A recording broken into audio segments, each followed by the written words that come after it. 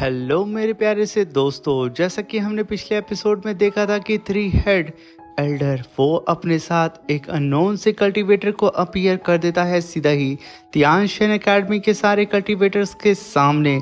मगर जब वो थ्री हेड एल्डर उस कल्टीवेटर के ब्लड को बाहर निकालता है जो कि गोल्डन ब्लड होता है, जिसे देख करके सेकंड एल्डर यहाँ पे समझ जाते हैं कि ये कल्टीवेटर और कोई नहीं हमारे ही लेजेंडरी गार्डियन क्लैन का मेंबर है। और वहीं पे वो three head Elder guardian clan के मेंबर्स की बेइज्जती कर रहा होता है और उन्हें डीमंस कह रहा होता है। ये सुनकर के थर्ड और फोर्थ एल्डर वो दोनों ही यहाँ पे भड़क जाते हैं और अपने अपने डिवाइन ट्रेजर को बाहर निकाल करके उस थ्री हेड एल्डर को सप्रेस करके उसे अपने वर्ल्ड से भगा देते हैं। एक ब्लास्ट के साथ वो थ्री हेड एल्डर वहां से गायब हो चुका था। मेरे प्यारे दोस्तों, इस एपिसोड को स्टार्ट करने से पहले मैं अपने व्यूवर्स और जिन प्यारे भाइयों ने मेरी पिछली वीडियो पे कमेंट किया है, मैं उन सबको तहे दिल से धन्यवाद कहना चाहता हूं। साथ में मेरे नए व्यूवर्स, आप भी इसी तरीके से कमेंट कर सकते हैं। मैं आपके कमेंट का स्क्रीनशॉट लेके अपनी नेक्स्ट वीडियो में उसे शो ज़रूर करूँगा। साथ में मेरे प्यारे दोस्तों, चैनल पे अगर नए आए हैं तो प्लीज़ चैनल को लाइक शेयर सब्सक्राइब करके हमें सपोर्ट करें और प्लीज़ एक छोटा सा प्यारा सा कमेंट ज़रूर करके जाइएगा और वीडियो को प्लीज़ ज़रूर से लाइक कर दीजिएगा। अब बिना देर के इस एपिसोड को हम स्टार्ट करते हैं। इस एपिसोड की स्टार्टिंग में सेकंड एल्डर सीधा ही उस गार्डियन क्लैन के कल्टीवेटर को पकड़ करके तियानशन एकेडमी के मेन हॉल में लेकर के आते हैं और उसे बड़े बड़े जाइंट से पिलरों से बांध करके जंजीर से लटका करके उसे रखे होते हैं, जहां पे अभी वो कल्टीवेटर बेहोश होता है। तभी वहां पे सेकंड एल्डर अपनी स्पिरिचुअल पावर से सीधे ही उस कल्टीवेटर के मास्क के ऊपर अटैक करते हैं, जहां पे उनका अटैक सीधे ही जाकर के उस कल्टीवेटर के मास्क पे लगता है, जिसकी वजह से उस कल्टीवेटर का मास्क उसके फेस से हट जाता है और वो यहाँ पे होश में आ चुका था। तभी वहां पे सेकंड एल्डर सीधे ही मूशन से कहते हैं कि मूशन, क्या तुमने कभी भी इस बंदे को देखा है? तभी मूशन वहां पे कहता है कि सेकंड एल्डर, मैंने इसे नहीं देखा है। तभी वहां पे वो गोल्डन वॉरियर कहता है कि मैं फॉरेन रालम के रॉयल क्लैन को सर्व करता था और मुझसे मिलने के लिए कल्टीवेटर्स के पास एक्स्ट्रा ऑर्डिनरी टैलेंट होना चाहिए, तभी वो मुझे देख सकते थे।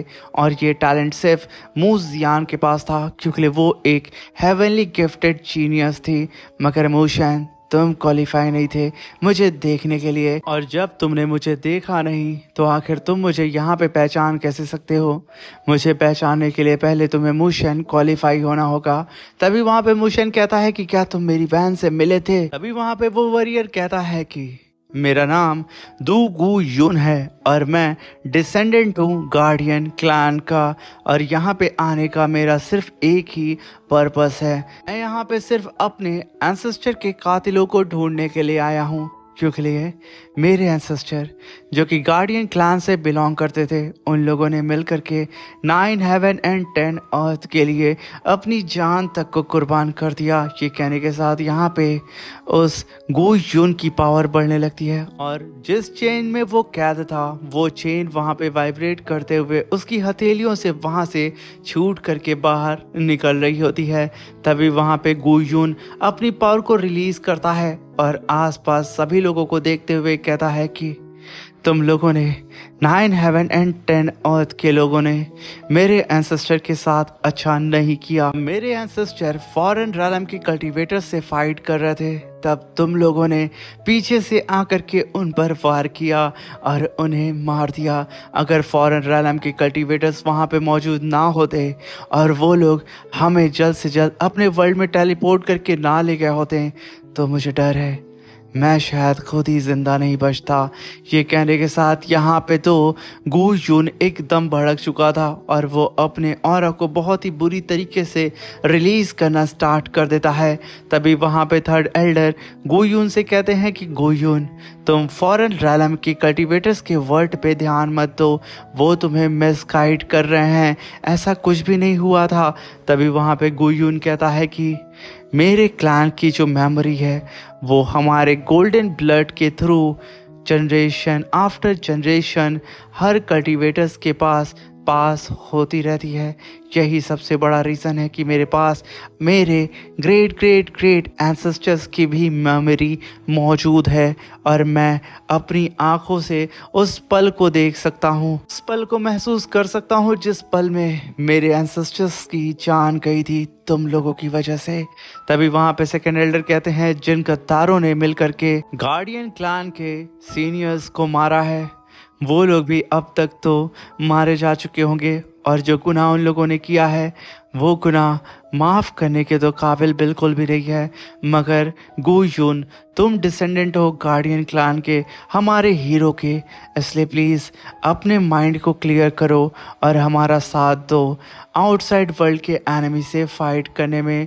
जहाँ पे गू यून कहता है कि मेरा यहाँ पे कोई भी इंटरेस्ट नहीं है, दोनों ही रालम के बीच में क्या सिचुएशन है और आप लोग के बीच में क्या होने वाला है, मैं सिर्फ और सिर्फ अपने एंसेस्टर के कातिलों को ढूंढने आया हूँ।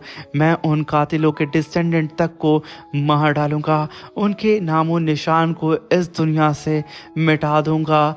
ये कहने के साथ वो सीधा ही सेकंड एल्डर की ओर देखते हुए कहता है कि अगर आप लोग सोच रहे हैं कि फॉरेन रैलम के कल्टीवेटर से आप लोग फाइट में जीत जाएंगे तो मैं बता दूं कि ये आप लोगों की सबसे बड़ी मिस्टेक होगी। जहाँ पे सेकंड एल्डर कहते हैं कि गू यून ऐसा कुछ भी नहीं है, तुम गलत सोच रहे हो। इस एरा ने कई सारे ग्रेट टैलेंट को भी प्रोड्यूस किया है और अगर तुम्हें यहाँ पे यकीन नहीं होता है तो तुम खुद से ही आकर के टेस्ट ले सकते हो और यहाँ पे मौजूद सारे ही कल्टीवेटर से फाइट कर सकते हो बारी बारी। ये सुन करके गू यून कहता है कि यहाँ पे मौजूद एक कल्टीवेटर है जिसने दो किंग लेवल के आउटसाइड वर्ल्ड के कल्टीवेटर्स को मारा है। मैं चाहता हूँ कि आप लोगों को उस पर ज़्यादा भरोसा होगा, मगर वो भी यहाँ पे आउटसाइड वर्ल्ड के कल्टीवेटर्स के सामने टिक नहीं पाएगा। और यहाँ पे मौजूद जितने भी कल्टीवेटर्स मेरे सामने खड़े हैं वो तो मेरी बराबरी करने के लायक भी नहीं है। ये सुन करके फिर से सेकंड एल्डर कहते हैं कि मैं फिर से तुम्हें ऑफर दे रहा हूँ, अगर तुम चाहो गू यून यहाँ पे तुम इन सारे ही कल्टीवेटर से फाइट करके इनकी एबिलिटी को चेक कर सकते हो। इसके आगे मैं तुमसे और कुछ भी नहीं बोलूँगा। ये कहने के साथ वो तीनों ही एल्डर टेलीपोर्ट होकर के सीधा ही उस जगह से दूर आसमान में फ्लोट करते हुए खड़े हो जाते हैं और नीचे यहाँ पे गू यून को ऑब्जर्व करने लगते हैं। तभी गू यून अपनी नज़र को घुमाते हुए उस बंदे को ढूंढ रहा होता है जिस बंदे ने टू किंग को मारा था आउटसाइड वर्ल्ड के। तभी वहाँ पे गू यून पॉइंट आउट करता है याओ की तरफ और उससे कहता है कि चल बेटे आ जा तू मुझसे लड़ने के लिए। तभी याओ देखता है कि यहाँ पे गू यून उससे फाइट करने के लिए कह रहा है तो वो तुरंत ही कहता है कि यकीनन मैं तो आऊँगा इस फॉरेन रैलम के कल्टीवेटर से फाइट करने के लिए, चलो फिर देखते हैं कि किसके अंदर कितना दम है। ये कहने के साथ वो अपने और प्रेशर को रिलीज करके गू यून के ऊपर अटैक करने के लिए चला जाता है, मगर गू यून की रफ्तार इतनी तेज़ होती है कि वो बेचारा याओ उसे छू भी नहीं पाता है।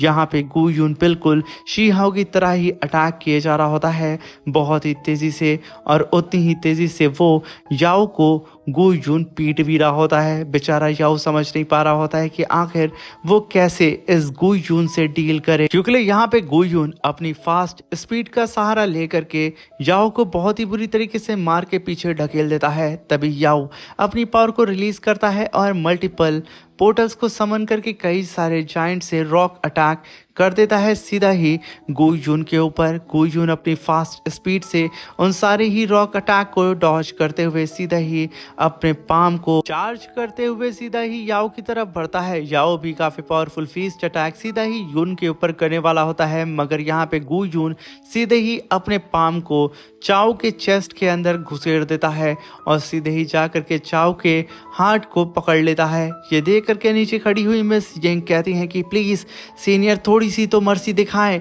ये कहते हुए वो यहाँ पे गू यून को शांत करने की कोशिश कर रही होती है, मगर तभी वहां पे गू यून यहाँ पे याओ के ब्लड को सेंस करने लगता है और वो अपने वापस से एंसेस्टर की मेमोरी को ऑब्जर्व करने लगता है और याओ की ब्लड लाइन को सीधा ही कंपेयर करने लगता है उन सारे ही एनिमी से जिन एनिमी ने यहाँ पे उसके एंसेस्टर को धोखे से मारा था।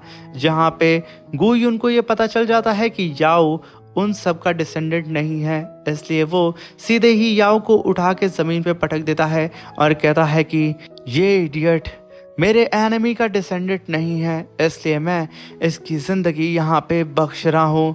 और तभी वहाँ पे गुयून कहता है कि क्या इस ब्रोकन दाओ लैंड के अंदर कोई भी ऐसा कल्टीवेटर नहीं है जो कि आकर के मेरा सामना कर सके। जब तुम लोग मेरे सामने नहीं खड़े हो पा रहे हो तो आकर तुम लोग फॉरेन रैलम के रॉयल क्लैन को कैसे फेस करोगे, क्योंकि वहाँ पे मेरे जैसे और भी बहुत से हैं। तभी शीहाओ कहता है कि शायद मैं हूँ आपका अपोनेंट। ये कहने के साथ शीहाओ अपने हैंड साइन को बनाते हुए कुन पैंग टेक्निक को समन करता है और सीधा ही जाइंट वेल से उस गू यून के ऊपर अटैक कर देता है। गू यून पीछे हटता है उस वेल को अपनी तरफ आता हुआ देख करके, और जैसे ही शीहाओ अपनी पावर को बढ़ाता है और अपनी वेल से सीधा ही गू यून के ऊपर करीब जाके अटैक करता, गू यून सिर्फ अपने ऑरा प्रेशर को रिलीज करता है। उसके ऑरा प्रेशर से ही वो जाइंट सी वेल वहाँ पे डिस्ट्रॉय हो जाती है। तभी वहाँ पे हम गुयून को देखते हैं जो कि आसमान में जाकर के अपनी 3 डिवाइन बॉडी को समन करता है और तुरंत ही वहाँ पे अपने जाइंट स्वॉर्ड से ट्रिनिटी स्लैश अटैक सीधा ही शीहाओ के ऊपर कर देता है। और स्लैश अटैक को शीहाओ अपनी तरफ आता हुआ देख करके शांति से एक जगह खड़ा होता है, जहाँ पे वो स्लैश अटैक आसपास में मौजूद सारी ही चीज़ों को डिस्ट्रॉय करते हुए शीहाओ के करीब पहुँच रहा होता है। तभी शीहाओ वहाँ पे 9 हेवन लीग के प्रिज्म टेक्निक को परफॉर्म करता है और अपने आसपास एक स्पिरिचुअल बैरियर तुरंत ही बना लेता है। जैसे ही यहाँ पे गुयून का अटैक शीहाओ को जाके हिट करता है, वहाँ पे काफी बड़ा स्पिरिचुअल ब्लास्ट होता है और तभी वहाँ पे गुयून देखता है कि शीहाओ यहाँ पे बिल्कुल सही सलामत खड़ा है। तभी गुयून कहता है कि यकीनन तुम काफ़ी स्ट्रांग हो और इन सब बेवकूफ़ों से डिफरेंट भी। तभी शीहाओ कहता है कि तुम्हारा बहुत बहुत शुक्रिया कि तुमने मेरी तारीफ़ की, मगर शायद मैं तुम्हारे बारे में ये नहीं सोचता हूँ। ये कहने के साथ शीहाओ अपनी डिवाइन थंडर को रिलीज़ करते हुए आसमान में फ्लोट करता है और सीधे ही अपने डोमेन को चारों ही तरफ फैला देता है, जिसकी वजह से अब शीहाओ के डोमेन के अंदर गू यून फंस चुका था। तभी शीहाओ वहाँ पे अपनी धर्मा बॉडी को समन करता है और उसकी डिवाइन थंडर को अपने राइट फीस्ट के अंदर कलेक्ट करना स्टार्ट कर देता है। जैसे ही शीहाओ ने अपने राइट हैंड के अंदर काफ़ी भारी मात्रा में डिवाइन थंडर को कलेक्ट कर लिया था, वो काफ़ी पावरफुल थंडर अटैक सीधा ही गुयून के ऊपर कर देता है। गुयून उस थंडर को रोकने की कोशिश करता है, मगर एक ब्लास्ट के साथ वो डिवाइन थंडर सीधा ही गुयून को फाड़ करके बाहर निकल जाती है और गुयून के शरीर के अंदर से उसका ब्लड बहुत ही तेज़ी से बाहर गिरने लगता है, जिसे देख करके शीहाओ कहता है कि शायद अब तुम मेरे अपोनेंट कहलाने के लायक नहीं हो। ये कहना ही था, गू यून वहां पे अपनी मुट्ठी बंद करता है और अपनी पावर को इकट्ठा करते हुए सीधा ही शीहाओ के ऊपर काफी पावरफुल गोल्डन थंडर अटैक कर देता है। ये अटैक सीधे ही जाकर के शीहाओ के इस थंडर अटैक को चीरते हुए उसकी तरफ बढ़ रहा होता है, जहाँ पे शीहाओ अपने दोनों ही आर्म्स को आगे करके स्पिरिचुअल शील्ड बना करके उस अटैक को होल्ड करने की कोशिश करता है, मगर एक ब्लास्ट के साथ शीहाओ पीछे खिसक के चला जाता है और उसका डोमेन भी यहाँ पे टूट जाता है। तभी वहाँ पे गुयून कहता है कि बच्चे, तुम्हारी स्किल तो काफ़ी ज़्यादा कमाल की है, मगर तुमने यहाँ पे बहुत बड़ी गलती कर दी फॉरेन लैंड के कल्टीवेटर से फाइट करके, वो भी रॉयल क्लैन के।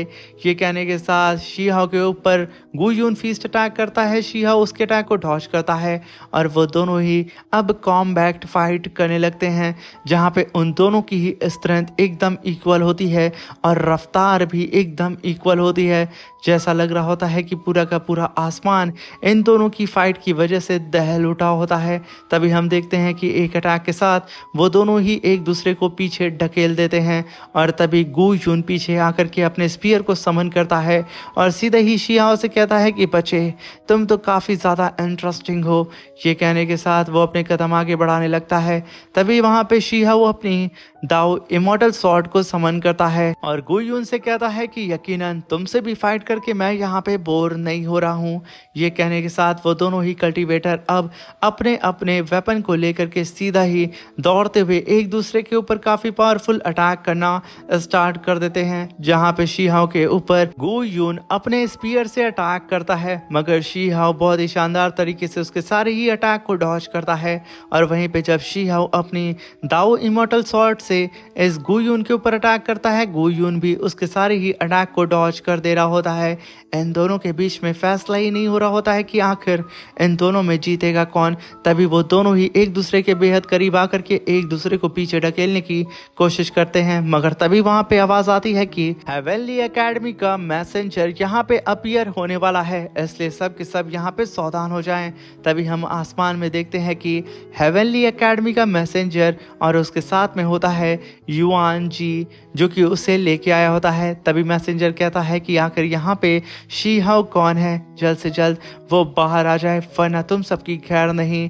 तभी शीहाओ कहता है कि इन बेवकूफ़ों को यही टाइम मिला था और ये बेवकूफ़ युआन जी फिर से यहाँ पे आ गया है, अब तो मैं इसे नहीं छोड़ूंगा।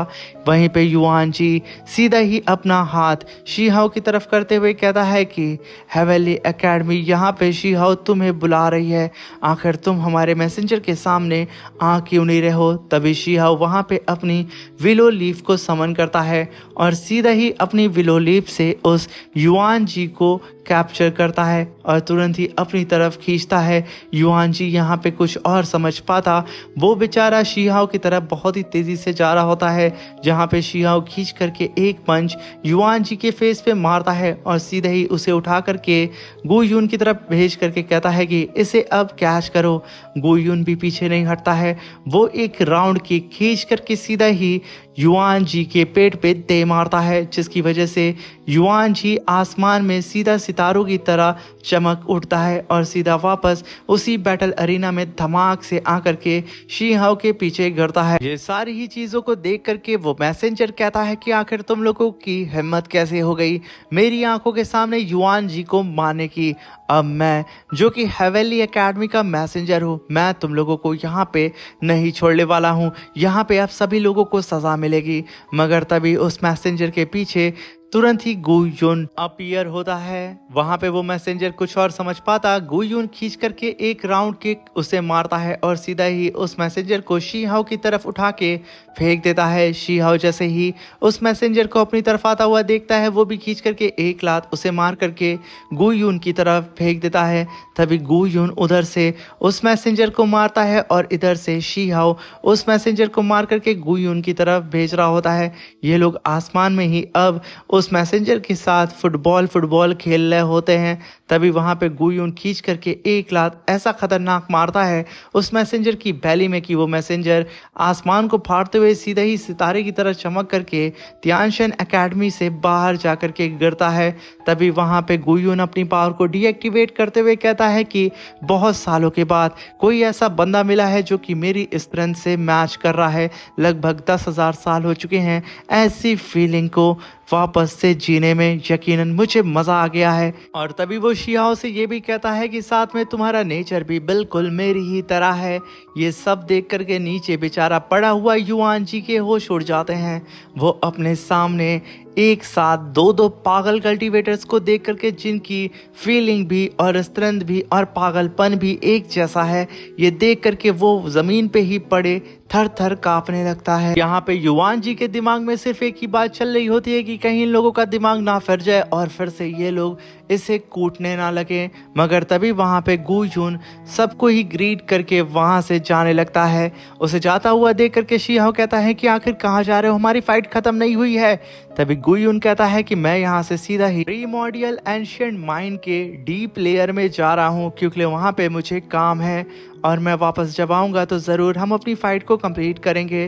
तभी शीहाओ फिर से उसे रोकते हुए कहता है कि तुम तियानशन एकेडमी को छोड़ के नहीं जा सकते हो, तुम्हें रुकना होगा। मगर तभी पीछे से वो तीनों ही एल्डर की आवाज़ आती है और वो शीहाओ को रोकते हुए कहते हैं कि उसे जाने दो, इस मैटर को हम लोग हैंडल कर लेंगे। ये कहने के साथ वो लोग भी उड़ते हुए सीधा ही प्रीमोर्डियल एंशिएंट माइंड की ओर निकल जाते हैं। तभी यहाँ पे सीन शिफ्ट होता है और हमें प्रीमोर्डियल एंशिएंट माइन के अंदर का सीन दिखाया जाता है, जहाँ पे वो तीनों ही एल्डर ने सीधे ही गुयून का रास्ता रोक लिया था। जहाँ पे गुयून से फोर्थ एल्डर कहते हैं कि primordial ancient mine extremely dangerous है और वहाँ पे अकेले जाना खतरे से खाली नहीं होगा। तभी वहाँ पे थर्ड एल्डर कहते हैं कि गुयून, तुम यहाँ पे अगर हमारी तियानशन एकेडमी से डील कर लेते हो तो हम तुम्हारे इस टास्क में तुम्हारी मदद करेंगे और तुम्हें प्रोटेक्ट करेंगे, साथ में तुम्हें भी हमारी मदद करनी होगी। ये सुनकर के वहाँ पे गुयून उनकी बात को मान जाता है, जहाँ पे फोर्थ एल्डर अपने इमॉर्टल एंशिएंट फर्नेस को गुयून को दे देते हैं उसकी सेफ्टी के लिए। और तभी हम देखते हैं कि गुयून इस प्रीमोर्डियल एंशिएंट माइन के एकदम डीप में आ चुका था, जहाँ पे वो कहता है कि फॉरेन रैलम के अकॉर्डिंग मेरे क्लैन की सारी ही इंफॉर्मेशन इस प्रीमोर्डियल एंशिएंट माइन के डीप में मौजूद है, जहाँ पे मुझे अपनी ब्लड लाइन के बारे में पता चलेगा और उसकी मिस्ट्री के बारे में। जहाँ पे गुयून सीधा ही एक प्लेटफॉर्म के नीचे झांकता है, जैसे ही वो अपने नीचे ब्लैक ब्लड को देखता है उसके होश उड़ जाते हैं और वो कहता है कि यानी कि फॉरेन रैलम के कल्टीवेटर्स ने सही कहा था, ये सच है कि मेरे क्लैन के लोगों के पास ब्लैक ब्लड की पावर है। ये कहने के साथ वहाँ पे गुयून कहता है कि मुझे यहाँ पे इन दोनों ही रैलम से कोई मतलब नहीं है, बस मैं अपने एंसेस्ट्रल लैंड में जा कर के वहाँ पे खुद को आइसोलेट कर लूँगा और ये दोनों ही रैलम आपस में किस तरीके से फाइट करते हैं मुझसे कोई लेना देना नहीं है। ये कहने के साथ गुयून सीधा ही प्रीमोर्डियल एंशिएंट माइन से बाहर आकर के तियानशन एकेडमी के शिप पे लैंड करता है और उन सब से कहता है कि मैंने अपनी विश को फुलफिल कर दिया है और अब मैं आपकी डील के अकॉर्डिंग आप लोगों को वर्ल्ड ऑफ टॉम के अंदर लेकर के जाऊंगा और रास्ता दिखाऊंगा अपने गार्डियन क्लान का। जहाँ पे सेकेंड एल्डर कहते हैं कि इस वर्ल्ड ऑफ टॉम के अंदर कई सारे एंशिएंट रैलम मौजूद हैं और यही सबसे बड़ा रीजन था कि जब पास्ट में एंशिएंट वॉर हुई थी तो कई सारे लोग जहाँ पे आकर के छुप गए थे और जो लोग यहाँ पे खुद रहते थे उनकी भी जान उस वॉर में बच गई थी। और साथ में ये वर्ल्ड ऑफ टॉम बहुत ही ज्यादा मिस्टीरियस और उतनी ही ज्यादा खतरनाक जगह है, मगर इस वर्ल्ड ऑफ टॉम के अंदर सुप्रीम इमॉर्टल सीड भी मौजूद है, जो कि हमें गार्डियन क्लैन के मेन बैटलफील्ड के आसपास मिल सकती है। और अगर ऐसा होता है तो यकीनन ये हमारे सारे ही डिसेबल्स के लिए बहुत अच्छा होगा। और गुयून जब हमें यहाँ पे गाइड कर रहा है तो मुझे लगता है कि हम लोग इस मिशन में बहुत ही जल्दी सक्सेस भी हो जाएंगे। तभी गुयून उन सभी लोगों से कहता है कि मेरे एंसेस्टर ने यहाँ पे कई सारे ट्रैप को बिछा के रखा था, इसलिए मैं आप लोगों को उन सारे ही ट्रैप से बचा करके शॉर्टकट एरिया से लेकर के जा रहा हूँ, जिसकी वजह से हम लोग उन सारे ही ट्रैप से बच सकते हैं। और उस ट्रैप को स्पेशली मेरे एंसेस्टर ने फॉरेन रैलम के कल्टीवेटर्स के लिए ही बनाया था कि वो लोग आए और इस फॉर्मेशन में फंस जाएं। तभी वहाँ पे शी हाउ गुयून के पास आता है और कहता है कि ब्रदर, आप तो प्रीमोर्डियल एंशिएंट माइन के अंदर गए थे, तो क्या आपको वहाँ पे ब्लैक ब्लड नज़र आया था? मुझे ऐसा क्यों लगता है कि वो ब्लैक ब्लड कहीं ना कहीं आपसे ही रिलेटेड है। तभी गुयून कहता है कि मैं यहाँ पे तुम्हें एक सजेशन देता हूँ, तुम्हें बेवजह मेरी फिक्र नहीं करनी चाहिए, बल्कि इस वर्ल्ड ऑफ टॉम के अंदर तुम्हें अपनी एनर्जी को सेफ रखना चाहिए और फोकस करना चाहिए आने वाले सारे ही खतरे पे, क्योंकि कब कहाँ से कौन खतरा तुम्हारे ऊपर टूट पड़े इस वर्ल्ड ऑफ टॉम के अंदर, इसके बारे में हमें भी नहीं पता। तभी हम देखते हैं कि उनकी स्पेसशिप के सामने कई सारे मिस्टीरियस से फॉग अपीयर हो जाते हैं और जस्ट उनके स्पेसशिप से एक और स्पेसशिप गुजरती है ठीक उनके ऊपर से, जिसे देख करके सेकेंड एल्डर कहते हैं कि सबके सब बैटल के लिए तैयार हो जाओ। ये तो बैटल शिप है जिसके अंदर कई सारी बैटल स्पिरिट मौजूद होंगी और इनका खाना डिवाइन पावर है। जितने भी लोग इस वर्ल्ड टॉम के अंदर मारे जाते हैं उनकी स्पिरिट यहाँ पे बैटल स्पिरिट में कन्वर्ट हो जाती है। ये पक्का ही हमें मारने के लिए यहाँ पे आए हैं। तभी हम देखते हैं कि कई सारी बैटल स्पिरिट सीधे ही तियानशन एकेडमी की स्पेसशिप के ऊपर आकर के कई सारे डिसेबल्स को मारना शुरू कर देती हैं, जहाँ पे चारों ही तरफ अब अफरा तफरी मच चुकी थी। तभी हम वहाँ पे मिस वोंग जी को देखते हैं जो कि अपनी पावर को रिलीज करके अपने आइस पगोडा को समन करती हैं। साथ में वो अपने सितार की पावर का इस्तेमाल करके मल्टीपल स्लैश अटैक से अपने सामने मौजूद बैटल स्पिरिट का खात्मा कर रही होती हैं। मगर तभी उन बैटल स्पिरिट जिनकी शक्ल बिल्कुल वुल्फ की तरह थी, वो लोग एक ही साथ वहाँ पे रोर करना स्टार्ट कर देते हैं। उनका सिर्फ यहाँ पे रोर ही करना था। मिस वोंगजी की जो डिवाइन सोल थी वो पूरी ही तरीके से यहाँ पे शेक करने लगती है। उन्हें यकीन नहीं होता है कि आखिर सिर्फ रोर करने से इन बैटल स्पिरिट के मेरी डिवाइन सोल कैसे शेक कर सकती है, ये पॉसिबल कैसे हो सकता है। तभी हम देखते हैं तियानशन एकेडमी की स्पेसशिप के सामने एक और जाइंट सी बैटल स्पिरिट अपीयर होती है, जो कि कई सारी बैटल स्पिरिट से फ्यूज होकर के बनी थी, जिसे देख करके वो तीनों ही एल्डर अपनी पावर को रिलीज करते हैं और अपनी तियानशन एकेडमी की स्पेसशिप के सामने प्रोटेक्टिंग बैरियर बना लेते हैं और सबको वहां पे सावधान कर देते हैं, क्योंकि हो सकता है कि अब खतरा और भी ज्यादा यहाँ पे बढ़ जाए। और तभी हम देखते हैं कि वो जाइंट सी बैटल स्पिरिट अपना अटैक सीधे ही तियानशन एकेडमी की स्पेसशिप के ऊपर करना स्टार्ट कर देती है। और तभी हम देखते हैं कि एक बैटल स्पिरिट सीधे ही मिस चैन के ऊपर अटैक करने वाला होता है। शीहाओ अपनी थंडर से उसे जला के राख कर देता है और मिस चैन को वहां पे वो बचा लेता है। ये देख करके मिस चैन पलटती हैं और सीधा ही शीहाओ को वहां पे थैंक यू बोलती हैं। यहाँ पे इन लोगों की बात हो ही रही थी, तभी और भी कई सारे बैटल स्पिरिट उन लोगों के सामने अपीयर हो जाते हैं, जहाँ पे अब शीहाओ अपनी 9 हेवनली केप टेक्निक को परफॉर्म करता है और काफ़ी पावरफुल लेजर बीम अटैक अपने सामने मौजूद 20-25 बैटल स्पिरिट के ऊपर कर देता है। एक ही अटैक में शीहाओ ने कई सारे बैटल स्पिरिट को वहां पे मार दिया था। जैसे ही वो सारी ही बैटल स्पिरिट एनर्जी फॉर्म में वहां से डिसअपीयर होती हैं, वो एनर्जी सीधे ही आकर के शीहाओ की बॉडी के अंदर फ्यूज होना स्टार्ट हो जाती हैं। ये देख करके शीहाओ एकदम दंग हो चुका था कि आखिर ये क्या हो रहा है। तभी वहां पे शीहाओ महसूस करता है कि उसकी सोल यहाँ पे नरिश हो रही है उन सारी ही बैटल स्पिरिट के एसेंस को एब्जॉर्ब करके। तभी शीहाओ कहता है कि मेरे हाथ तो लॉटरी लग गई है, मेरा सप्लीमेंट सीधा ही मेरे डोर स्टेप पे आ करके डिलीवर हो गया है। अब तो मैं इनमें से किसी को भी नहीं छोड़ूंगा और उस जाइंट स्पिरिट को भी नहीं छोड़ूंगा। यहाँ पे शीहाओ बहुत ही तेजी से उन सारी ही बैटल स्पिरिट के एसेंस को अपनी बॉडी के अंदर एब्जॉर्ब करे जा रहा होता है। इसी के साथ मेरे प्यारे दोस्तों ये शानदार सा एपिसोड खत्म होता है। Thank you for watching.